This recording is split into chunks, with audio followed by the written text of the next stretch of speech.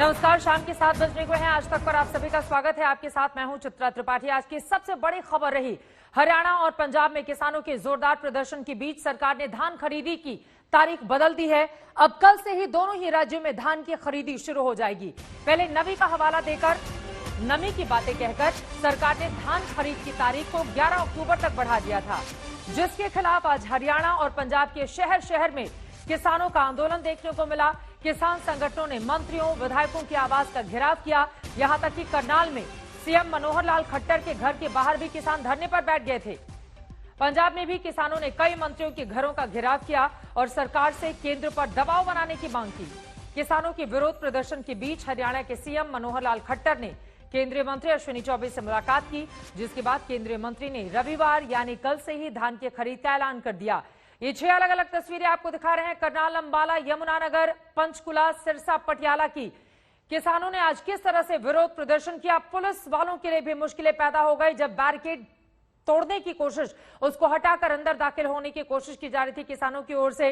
हरियाणा के सीएम के आवास के बाहर भी भारी तादाद में किसान नेता पहुंचे हुए थे, जिसके बाद जमकर हंगामा हुआ। ये तस्वीरें आपके सामने है। लेकिन अब सरकार की ओर से फैसला लिया गया है कि 11 अक्टूबर को जो धान की खरीद होनी थी वो 11 की बजाय अब कल से ही होगी। आपको बता दें कि आमतौर पर 1 अक्टूबर को खरीदारी हो जाती है, लेकिन धान में नमी के कारण 11 अक्टूबर का फैसला लिया गया था। लेकिन विरोध प्रदर्शन को देखते हुए अब कल यानी कि 3 तारीख से ही धान की खरीदी इन दोनों ही राज्यों में शुरू हो जाएगी।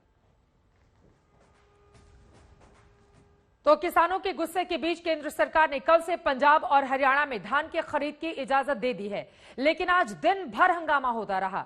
धान को लेकर किसान सरकार के खिलाफ सड़कों पर उतर आए। पंजाब और हरियाणा के करीब हर शहर में यह घमासान देखने को मिला। सीएम से लेकर मंत्री तक को किसानों ने उनका घेराव किया। कई जगहों पर प्रदर्शन तो उग्र हो गया था, जहां पुलिस के साथ हिंसक झड़प भी हुई है।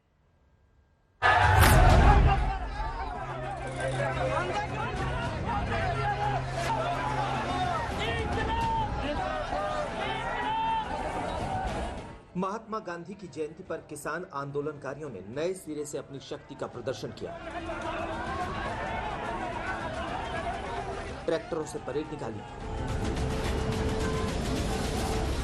पुलिस बैरिकेडिंग तोड़ी, पुलिस से धक्का मुक्की की, बीजेपी नेताओं का घेराव किया। जवाब में पुलिस ने भी पानी की बौछार छोड़ी। हरियाणा के कई शहरों में किसान इसी तरह सड़क पर उतरे। करनाल में सीएम मनोहर लाल भी किसानों के कहर से नहीं बच सके। पुलिस बैरिकेडिंग तोड़कर किसान आंदोलनकारी मुख्यमंत्री आवास के बाहर धरने पर बैठ गए। चेतावनी भी दे रखी थी कि हरियाणा सरकार की ईंट से ईंट बजा दी जाएगी। आज कोशिश भी वैसी ही रही। हम सरकार को साफ तौर पे चेतावनी देना चाहते हैं कि कल खरीद शुरू कर ले खट्टर साहब। हमारा खून मत जला, हमारा सत मत देख, कल खरीद शुरू कर ले, अच्छा रहेगा। फिर चेतावनी दे रहे हैं, कल खरीद शुरू कर ले, वरना परसों तेरे एमएलए, तेरे एमपी, तेरे नेताओं को इस तरीके से घेरेंगे, घर में बंद करेंगे, उनका कुत्ता भी बाहर नहीं निकल पाएगा। हरियाणा के गृह मंत्री अनिल विज के बयान ने किसानों के गुस्से में आग में घी डालने का काम किया। विज ने आज होने वाले आंदोलन को लेकर कहा कि किसान आंदोलन दिन प्रतिदिन हिंसक होता जा रहा है। महात्मा गांधी के देश में हिंसक आंदोलन की इजाजत नहीं दी जा सकती। किसान नेता अपने आंदोलन को संयम में रखें। हम आज भी जो है अहिंसा के दायरे में बैठे हुए हैं। ये महात्मा गांधी का देश है, ये लाल बहादुर शास्त्री का देश है, इन लुटेरों का देश नहीं है। किसान तो अन्नदाता है, अगर उसके ऊपर ऐसे इल्जाम ये लगाते हैं, प्रत्यक्ष को प्रमाण की आवश्यकता नहीं, क्योंकि यही लोग डंडे मार मार के किसानों का सर फोड़ रहे हैं। और आज हमें जो किसान 10 महीने से इतने शांतिपूर्वक तरीके से अपना आंदोलन चला रहा है और उसे ये लोग बता रहे हैं कि हम हिंसावादी है। अगर हमने बिंदु नहीं बताए थे तो सरकार सहमत क्यों हुई? उन पर संशोधन करने को तैयार क्यों हुई? हमारे पास कोई पिन पॉइंट नहीं था तो फिर होल्ड करने को तैयार क्यों हुई? थोड़ा बवाल पंजाब में भी दिखा। किसानों ने मंत्री ब्रह्म महिंद्रा के घर का घेराव किया और नारेबाजी की। गोहाना से सुरेंद्र सिंह, अंबाला से कमलप्रीत सबरवाल और दिल्ली से अमित भारद्वाज के साथ आज तक ब्यूरो। पंजाब की बिसात में नई चालों, शह और मात का अभी भी इंतजार है। उधर से दो खामोश हैं। कैप्टन ने आधा खेल दिखा दिया है, आधा अभी बाकी है। वहीं पंजाब के बहाने कांग्रेस में भी बड़ा खेल चल रहा है। असंतुष्ट नेताओं के गुट और गांधी परिवार के वफादारों में युद्ध छिड़ गया है।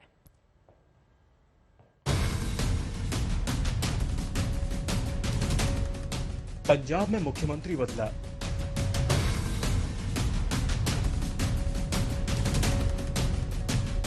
प्रदेश अध्यक्ष बदला, अब प्रदेश प्रभारी बदलेगा। चुनाव से पहले सब कुछ बदलकर नया दिखाने की कोशिश पंजाब कांग्रेस पर पहले ही भारी पड़ रही है, लेकिन बदलाव की रफ्तार फिर भी थम नहीं रही। सूत्रों का दावा है कि अब पंजाब प्रभारी हरीश रावत की छुट्टी की बारी है। उनकी जगह हरीश चौधरी को कमान दी जा सकती है। हरीश चौधरी दिल्ली से चंडीगढ़ जाने वाले केंद्रीय पर्यवेक्षकों की टीम में शामिल रहे हैं। अपना रोल बड़ा होने की अटकलें आते ही वो गांधी परिवार की ढाल बनकर खड़े हो गए हैं। सोनिया गांधी जी, हमारे आदरणीय सोनिया गांधी जी राष्ट्रीय अध्यक्ष है, और ये किसने चुना? ये सीडब्ल्यूसी ने चुना। सीडब्ल्यूसी को अधिकार किसने दिया? कांग्रेस के आम कार्यकर्ताओं ने दिया, पीसीसी एआईसीसी के डेलीगेट्स ने किया। तो ये इस बारे के जो भी चर्चा हो रही है, शायद वो संगठन की संरचना नहीं जानते। कांग्रेस के राष्ट्रीय अध्यक्षा है, सीडब्ल्यूसी लगातार हो रही है, सीडब्ल्यूसी के अंदर जो अपनी बात रखने का प्रावधान है। पंजाब संकट के बहाने कांग्रेस के दिग्गज नेता पार्टी नेतृत्व यानी सीधे कहे तो गांधी परिवार पर निशाना साध रहे हैं। शुरुआत मनीष तिवारी ने की थी, उसके बाद गुलाम नबी आजाद, कपिल सिब्बल, आनंद शर्मा और चिदम्बरम जैसे नेता भी बगावत बुलंद कर रहे हैं। गांधी मूल्य जो है वो अब कांग्रेस में जिंदा नहीं है, या कांग्रेस नहीं, जिंदा तो इस सरकार में नहीं है, हमारे में तो आज भी जिंदा है, इसलिए हम यहाँ आए हैं। ये तो बात गांधी की करते हैं, लेकिन है आंधी, ये असत्य की आंधी है। गांधी सत्य की आंधी थी, ये असत्य की आंधी है। इनको मालूम ही नहीं कि गांधी के आदर्श क्या हैं। पंजाब की कांग्रेस की सियासी पराली इस कदर धुआं फेंक रही है कि दूसरे राज्यों में उसके सहयोगी भी आंखें मिचलाकर आग बुझाने की सलाह देने लगे हैं। पार्टी का प्रेसिडेंटशिप छोड़ दिया और उसके बाद तो सिर्फ मैं देखता हूँ ऐसा ही काम चल रहा है। इतनी बड़ी पार्टी अगर हेडलेस होगी, प्रेसिडेंट नहीं होगा पार्टी का, लोगों के मन में जरूर एक भ्रम पैदा होता है किसी भी पार्टी के बारे में। किसी जमाने में कांग्रेस के अंदर रसूख रखने वाले नेता भी पार्टी में छिड़े घमासान की जड़ गांधी परिवार में ही तलाश रहे हैं। Srimati Sonia Gandhi went to Simla. She stopped in Chandigarh for some time. She could have sent for Amrinder Singh and other accounts. She could have sent for Sidhu and say, "What is all this? Finish all this." But she didn't. Now, why didn't she? She the Congress president. But no, she won. As you said, Rahul Gandhi decided to go to Kerala. He said to go to UP. Well, you should be in Delhi, trying to find an answer for the crisis. Congress में छिड़ी इस राष्ट्रीय घमासान के बीच पंजाब के मुखिया चरणजीत सिंह चन्नी युद्ध विराम की कोशिश में हैं। सिद्धू नाराज थे कि उनकी पसंद के एडवोकेट जनरल की नियुक्ति नहीं की गई। अब चन्नी सरकार ने उन्हें मनाने के लिए एक नया स्पेशल पब्लिक प्रोसिक्यूटर नियुक्त किया है। राज्य सरकार ने ये जिम्मेदारी राजीविंदर सिंह बैंस को दी है। गुरु ग्रंथ साहिब बेअदबी मामले में सरकार का पक्ष वही रखेंगे। हालांकि युद्ध विराम का फैसला दोनों तरफ से होता है। चन्नी के इस दाव पर सिद्धू क्या करेंगे, ये सिद्धू को ही पता है। चंडीगढ़ से मंजीत सहगल, दिल्ली से आनंद पटेल और मोहित शर्मा के साथ आज तक ब्यूरो। अब पंजाब कांग्रेस में आगे क्या होगा, इस पर लगातार आज तक की नजर बनी रहेगी। आगे बढ़ते हुए एलएसी के उस पार चीनी फौज है और इस पार भारत के जाबाज जवान। साल भर हो चुके हैं लेकिन हालात नहीं बदले। चीन सिर्फ दिखावे की बात करता है, लेकिन हिंदुस्तान ने भी ऐसी तैयारी की है कि कोई भी गुस्ताखी उस पर यानी चीन पर भारी पड़ सकती है। लद्दाख दौरे पर पहुंचे आर्मी चीफ नरवणे ने भरोसा दिया है कि एलएसी पर हालात पूरी तरह से नियंत्रण में हैं।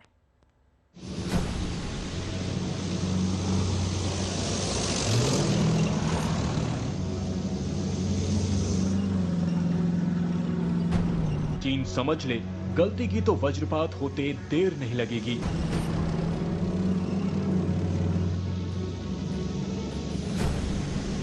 चीन समझ ले, गुस्ताखी भारी पड़ने वाली है।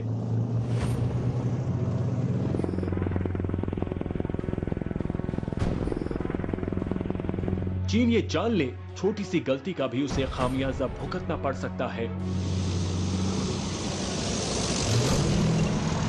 क्योंकि एलएसी पर तैनात हो गया है हिंदुस्तान का वज्र।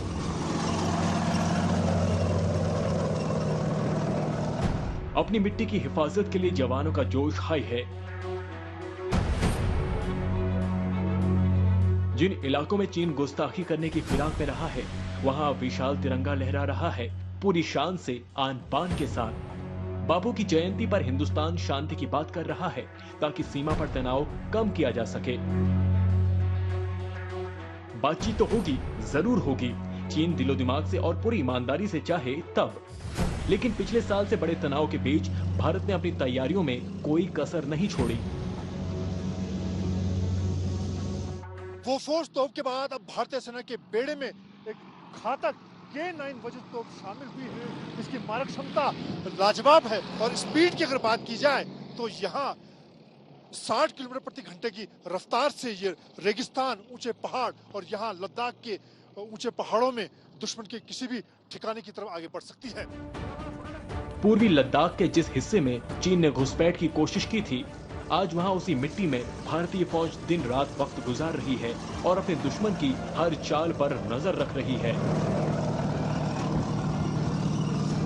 मुश्किल हालात में LAC पर निगरानी कर रहे जवानों से मिलने सेना अध्यक्ष MM नरवणे पहुंचे तो उन्होंने बता दिया कि चीन जिस भाषा में समझेगा उसी लहजे में जवाब देने के लिए हिंदुस्तान ने तैयारी कर रखी है। एक सेल्फ प्रोपेल गन है, तो हमने सोचा कि क्यों नहीं हम इसको भी इधर एक बार ट्राई कर लें।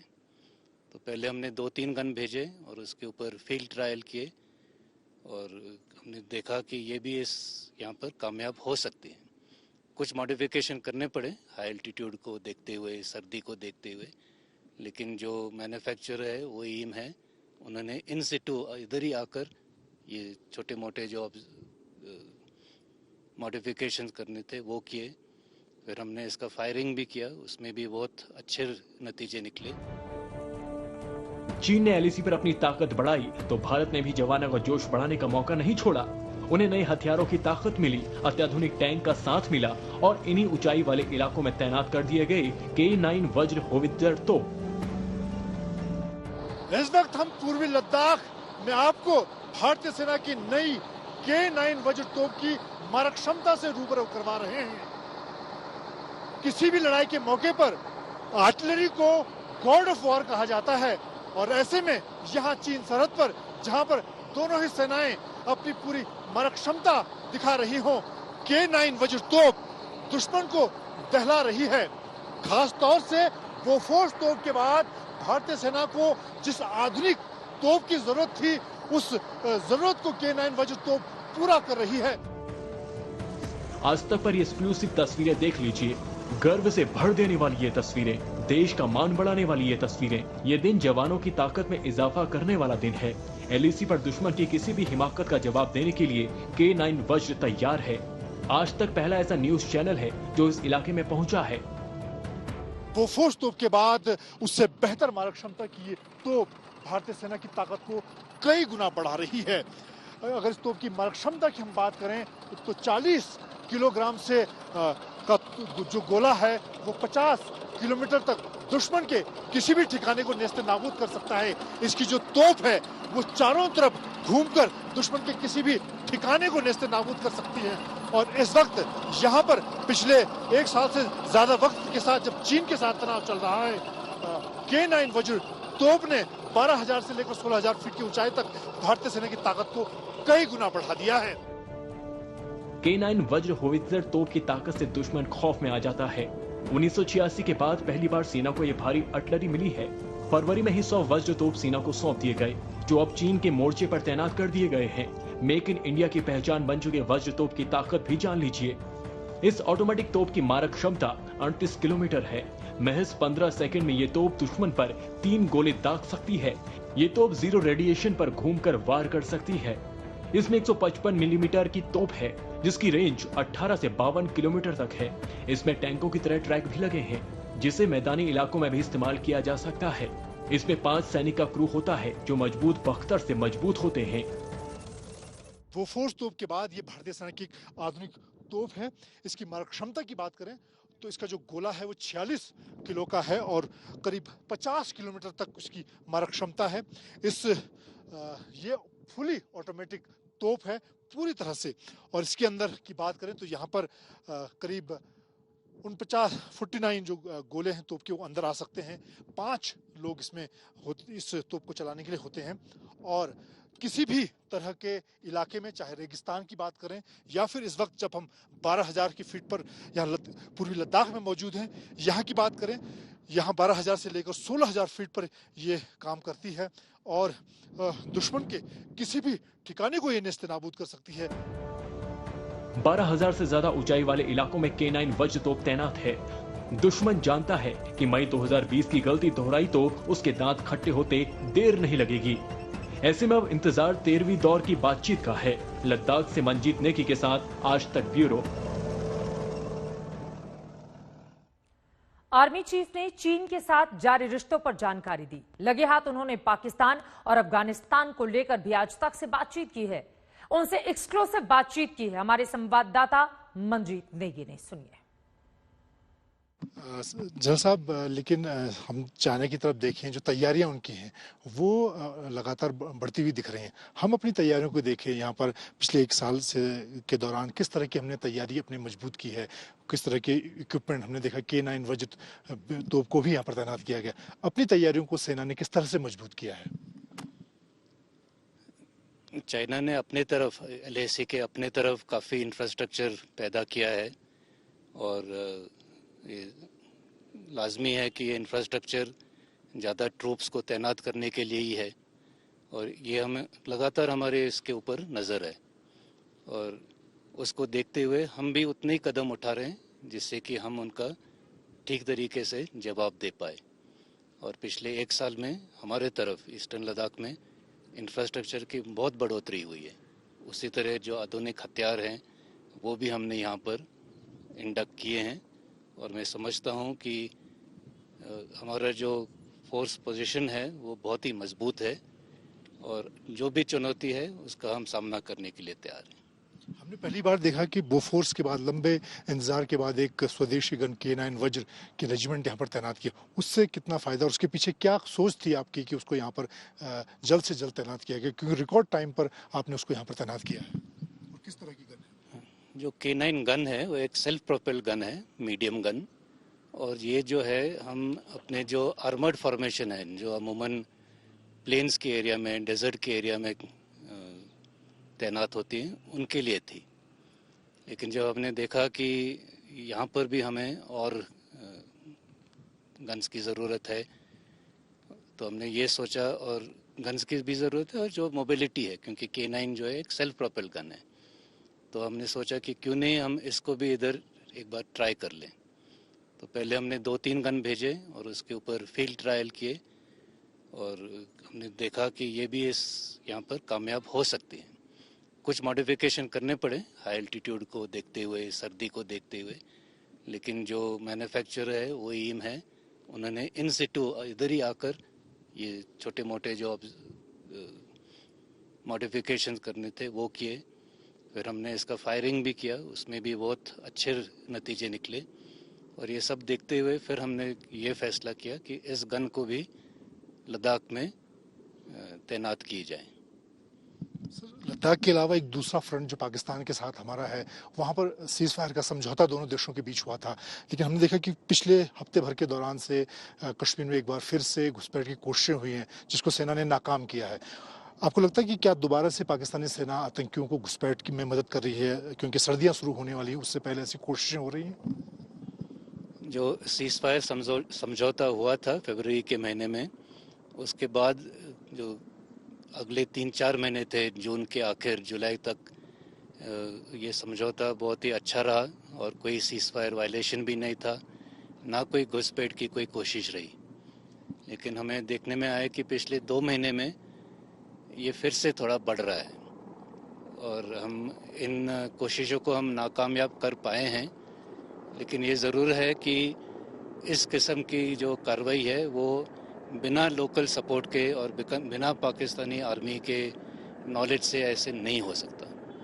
इसके अलावा पिछले हफ्ते 10 दिन में 2 सीज फायर वायलेशन भी हुए हैं। इसके ऊपर हमने लोकल लेवल पे भी और जो DGMO लेवल पर टॉक्स होते हैं, हर लेवल पर हमने इसके ऊपर इनको बताया कि ऐसे कार्रवाई वो ना करें जिससे कि जो समझौता है उस पर कोई असर हो। और लेकिन इसमें कोई शक नहीं है कि ऐसे जो भी कार्रवाई है वो बगैर पाकिस्तानी आर्मी के नॉलेज के नहीं हो सकती। सर, एक आखिरी सवाल, अफगानिस्तान के जो हालात हैं उसको खास तौर से सेना कश्मीर के सिलसिले में किस तरह से देखती है? कैसे अगर वहाँ से चाहे हथियार हों चाहे वो आतंकी हैं, वो कश्मीर में उनका किस तरह से पाकिस्तानी सेना इस्तेमाल कर सकती है, उस पर किस तरह की नज़र सेना रख रही है? जो अफगानिस्तान में जो स्थिति है उसके ऊपर हमारी लगातार नज़र है और उसके हमारे ऊपर क्या असर हो सकता है उसका भी हम हमेशा अंदाज़ा लगा रहे हैं। मैं सोचता हूँ कि अभी थोड़ा जल्दी है इसके ऊपर ख़ास कोई बात बताना, तो नज़र रखे रहेंगे। लेकिन मैं ये कहना चाहूँगा कि जो भी हो, जो भी चुनौती हो, उसके लिए हम तैयार हैं। चीनी फौज है और इस पार भारत के जाबाज जवान साल भर हो चुके हैं, लेकिन वहां पर परिस्थितियां बदली नहीं हैं। चीन की ओर से लगातार दिखावे की बात तो की जाती है, लेकिन जो कहता है वो करता नहीं है। लेकिन हिंदुस्तान ने भी, भारत ने भी अपनी पूरी तैयारी कर ली है, ऐसी तैयारी कि कोई भी गुस्ताखी चीन पर भारी पड़ सकती है। लद्दाख दौरे पर पहुंचे आर्मी चीफ नरवणे की ओर से पूरा भरोसा दिया गया है देश को कि एलएसी पर हालात पूरी तरह से नियंत्रण में है और सेना हर परिस्थिति के लिए पूरी तरह है तैयार।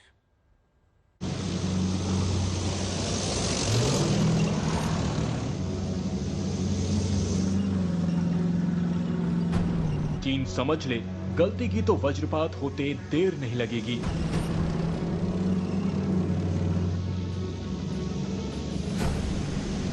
चीन समझ ले, गुस्ताखी भारी पड़ने वाली है।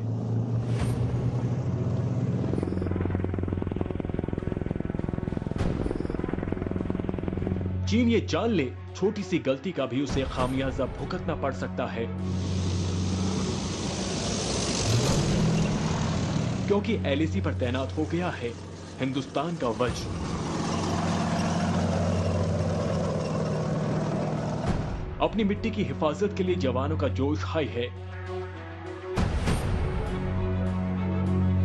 जिन इलाकों में चीन गुस्ताखी करने की फिराक में रहा है, वहां विशाल तिरंगा लहरा रहा है पूरी शान से, आन बान के साथ। बापू की जयंती पर हिंदुस्तान शांति की बात कर रहा है ताकि सीमा पर तनाव कम किया जा सके। बातचीत तो होगी, जरूर होगी। चीन दिलो दिमाग से और पूरी ईमानदारी से चाहे तब। लेकिन पिछले साल से बड़े तनाव के बीच भारत ने अपनी तैयारियों में कोई कसर नहीं छोड़ी।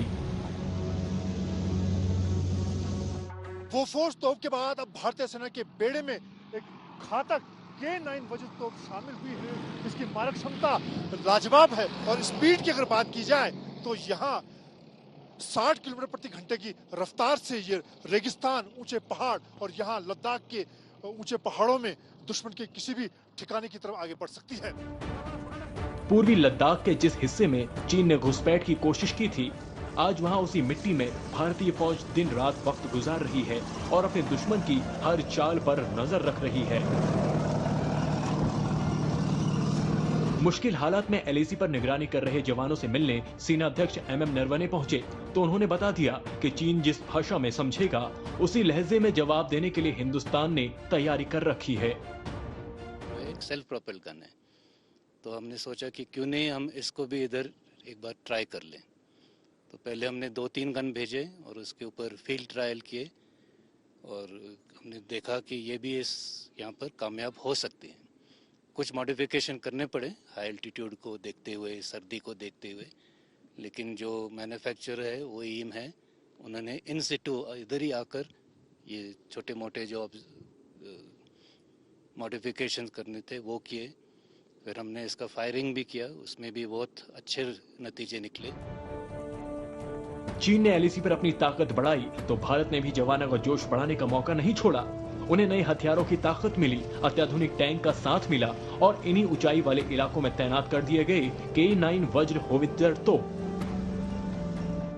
इस वक्त हम पूर्वी लद्दाख में आपको भारतीय सेना की नई K9 वज्र तोप की मारक क्षमता से रूबरू करवा रहे हैं। किसी भी लड़ाई के मौके पर आर्टिलरी को गॉड ऑफ वॉर कहा जाता है और ऐसे में यहाँ चीन सरहद पर, जहाँ पर दोनों ही सेनाएं अपनी पूरी मारक क्षमता दिखा रही हों, K9 वज्र तोप दुश्मन को दहला रही है।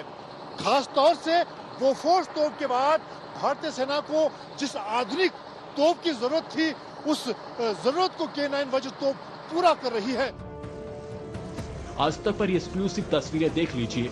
गर्व से भर देने वाली ये तस्वीरें, देश का मान बढ़ाने वाली ये तस्वीरें। ये दिन जवानों की ताकत में इजाफा करने वाला दिन है। LAC पर दुश्मन की किसी भी हिमाकत का जवाब देने के लिए K9 वज्र तैयार है। आज तक पहला ऐसा न्यूज चैनल है जो इस इलाके में पहुंचा है। बोफोर्स तोप के बाद उससे बेहतर मारक क्षमता की ये तोप भारतीय सेना की ताकत को कई गुना बढ़ा रही है। अगर इस तोप की मारक क्षमता की हम बात करें तो 40 किलोग्राम से का जो गोला है वो 50 किलोमीटर तक दुश्मन के किसी भी ठिकाने को नेस्त नाबूद कर सकता है। इसकी जो तोप है वो चारों तरफ घूमकर दुश्मन के किसी भी ठिकाने को नेस्त नाबूद कर सकती है। और इस वक्त यहाँ पर पिछले 1 साल से ज्यादा वक्त के साथ जब चीन के साथ तनाव चल रहा है, K9 वज्र तोप ने 12,000 से लेकर 16,000 फीट की ऊंचाई तक भारतीय सेना की ताकत को कई गुना बढ़ा दिया है। K9 वज्र होवित्जर तोप की ताकत से दुश्मन खौफ में आ जाता है।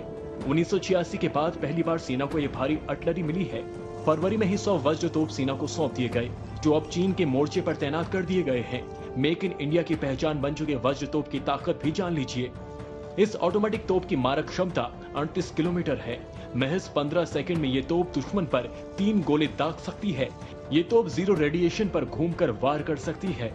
इसमें 155 मिलीमीटर की तोप है, जिसकी रेंज 18 से 52 किलोमीटर तक है।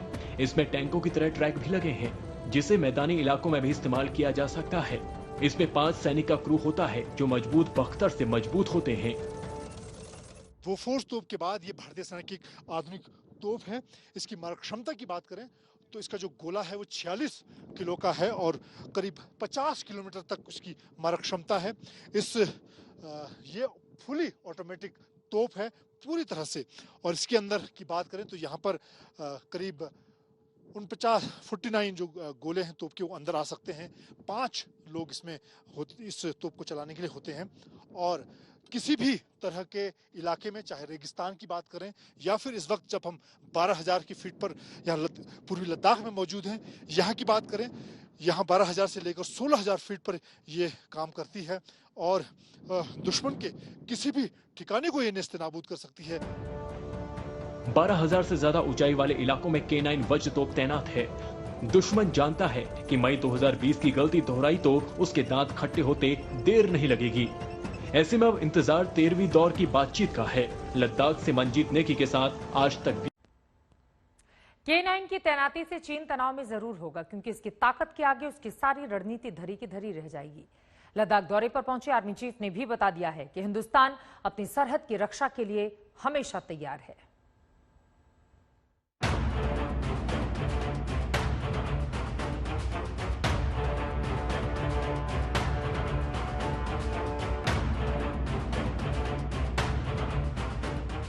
चीन गलती करता है, लेकिन अपनी गलतियों से वो सीखता नहीं, या यूं कहें कि वो सीखना नहीं चाहता।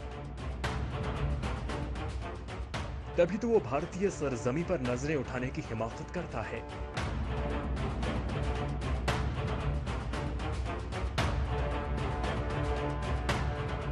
लेकिन अब वक्त बदल गया है। हिंदुस्तान की ताकत का उसे अंदाजा नहीं। इन ऊंची वादियों में चप्पे चप्पे पर हिंदुस्तान लिखा है। ये तिरंगा उसी जज्बे को याद दिला रहा है। चेतक हेलीकॉप्टर इस वक्त नजर आ रहे हैं जो तिरंगे के ऊपर से गुजर रहे हैं। और ये एक बड़ा मौका है जब यहाँ पर गांधी जयंती के मौके पर एक विश्व का सबसे बड़ा तिरंगा यहाँ पर लहराया गया है। और इस वक्त क्योंकि लद्दाख सरहद की अगर बात की जाए, जिस तरह से पिछले 1 साल से ज्यादा वक्त से चीनी सेना के साथ तनाव यहाँ पर चल रहा है, ऐसे में तीनों सेनाओं की जो तैनाती है वो यहाँ पर काफी बढ़ाई गई है।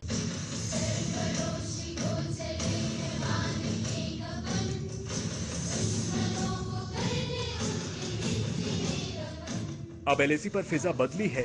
इन घाटी में मंगल गीत गूंज रहे हैं। हिंदुस्तान नहीं चाहता कि अपने पड़ोसियों से युद्ध लड़ना पड़े।